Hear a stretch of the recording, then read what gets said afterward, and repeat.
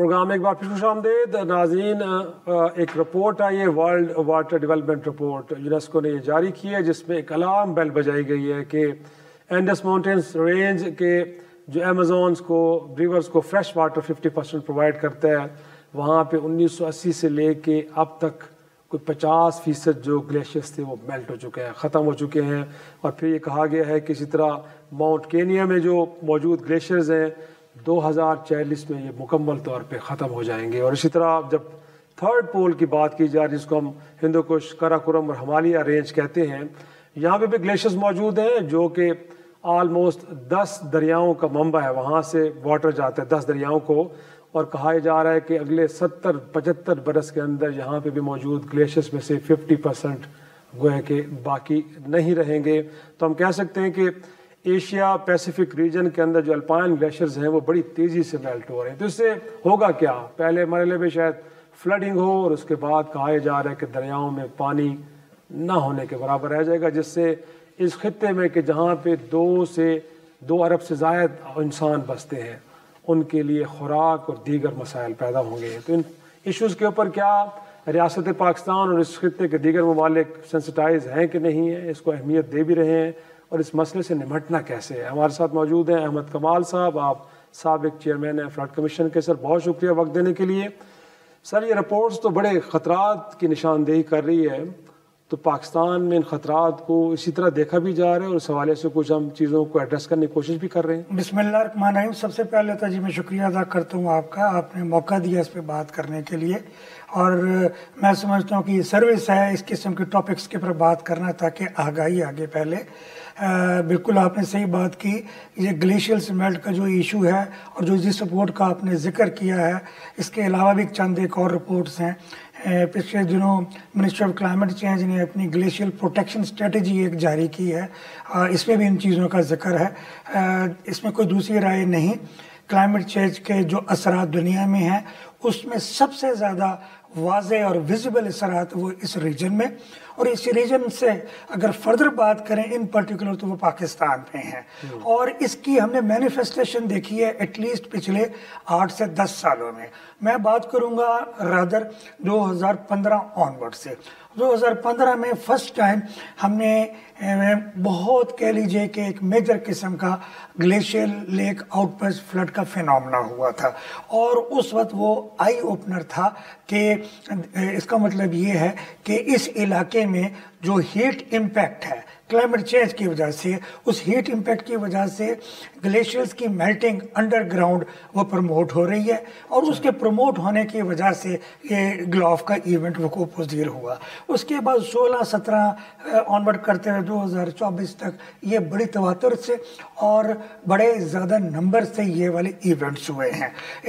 इस दौरान में जो रिसर्च भी हुई और उन रिसर्च के जो नताइज हैं वो ये बताते हैं कि हमारे ग्लेशियर्स के ऊपर कार्बन एमिशंस का बड़ा मेजर इम्पैक्ट है, और उस मेजर इम्पैक्ट की वजह से इनकी मेल्टिंग जो है वो प्रोनाउंस्ड हुई है या प्रमोट हुई है। मैं आपको एक जस्ट डेली लाइफ के हिसाब से बताता हूँ। गर्मियों के दिनों में आप वाइट कलर के या लाइट कलर के कपड़े पहनते हैं तो बाहर निकलते हैं तो आपके जिस्म को गर्मी उतनी महसूस नहीं होती, लेकिन अगर आप काले कपड़े पहन के या तेज कलर के पहन के निकले तो आपको बहुत उसकी हीट एब्जॉर्ब करते हैं। यही चीज, यही इम्पैक्ट ग्लेशियर्स के कॉन्टेक्स्ट में है। कार्बन की लेयर उस पर जब आती है या बढ़ जाती है तो उसके बाद उसका हीट एब्जॉर्बिंग कंटेंट बढ़ जाता है, और जिससे वो हीट एब्जॉर्बिंग कंटेंट बढ़ता है तो वो अंदरूनी तौर पे उसको मेल्ट करता है और उसकी ग्रेविटी फ्लो को प्रमोट करता है।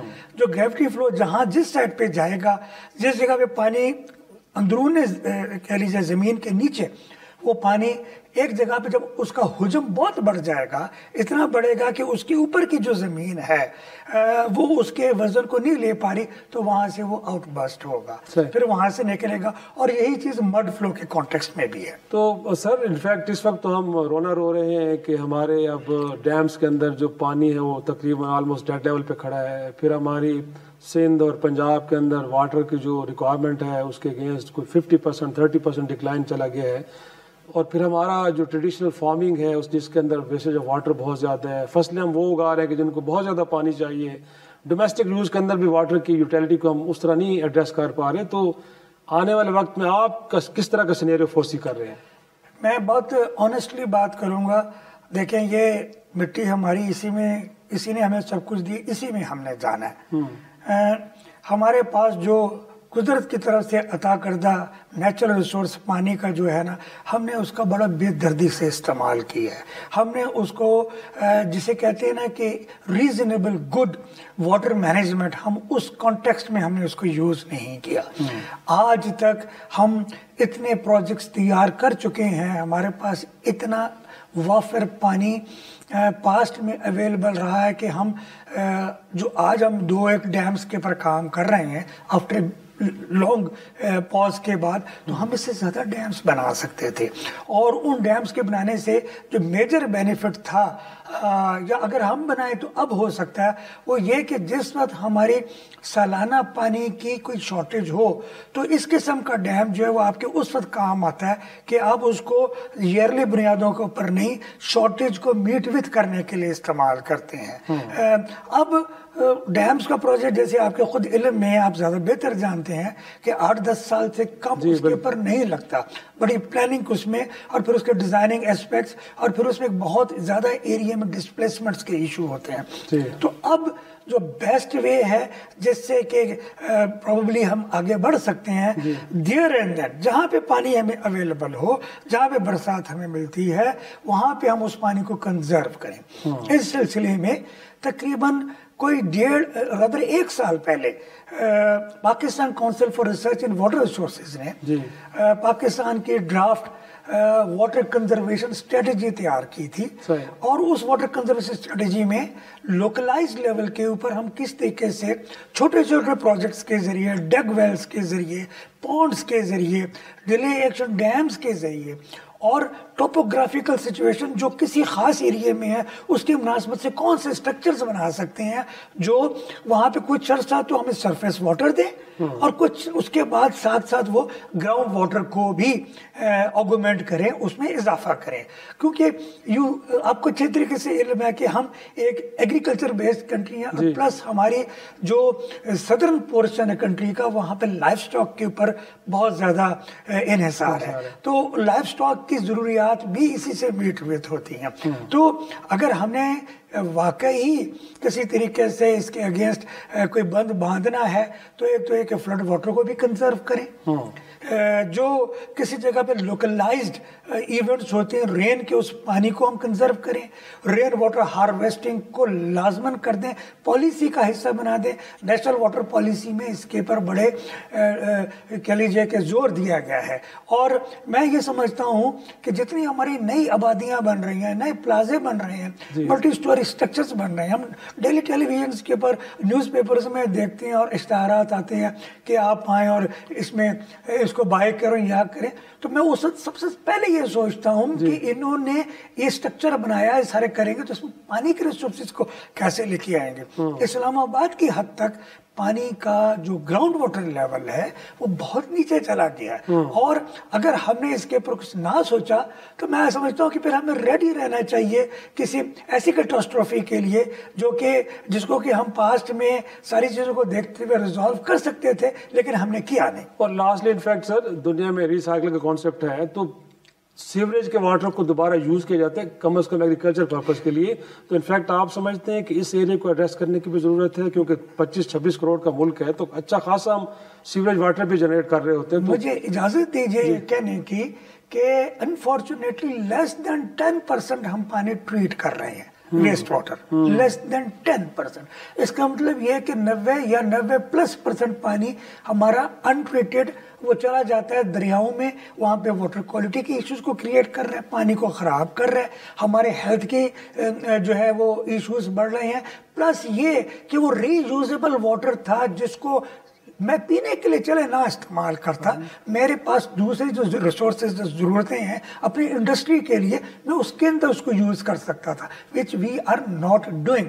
اچھا میں اس میں 2-4 چیزیں اور بھی چاہتا ہوں گوشت گزار کرنا.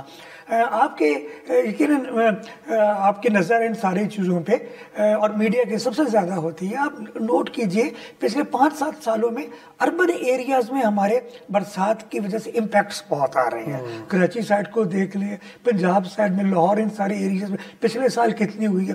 ان سارے ایشوز میں, ان سارے جگہوں کے پر ہمارے پاس اس وقت بیسٹ ٹائم ہے. اس کے اوپر ہم نے پروجیکٹس بھی تیار کیے ہوئے ہیں کہ اربن فلڈ مینجمنٹ کو انڈر گراؤنڈ واٹر ٹینکس بنائیں, اور ان واٹر ٹینکس کے ذریعے ہم جو لوکل ہماری ضروریات ہیں ادر دین ڈرنکنگ واٹر کی ساری پوری کر سکتے ہیں.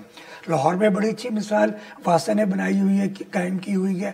ہم نے recently national flood protection plan 4 government کو بنا کے دیا ہے, اور اس پلان میں کنٹری کی 20 سٹیز کو موسٹ اربن فلڈنگ کے لحاظ سے ونریبل قرار دیا گیا ہے. اس میں 7 پنجاب میں ہیں, 7 سندھ میں ہیں, 3 KP اور 3 بلوچستان میں ہیں. تو پچھلے دنوں آسٹریلین گورنمنٹ کے تعاون سے پنجاب گورنمنٹ نے ایک بڑی اعلیٰ اربن فلڈ مینجمنٹ کی فیزیبلٹی اسٹڈی کی ہے لاہور کی. میں آپ کے پروگرامز کی توجہ سے یہ پیغام دوں گا کہ اس فیزیبلٹی اسٹڈی کو کرنے کی گراؤنڈ کے پر اس میں جو پروجیکٹس دیے گئے ہیں ان کو استعمال کرنے کے لیے اشد ضرورت ہے.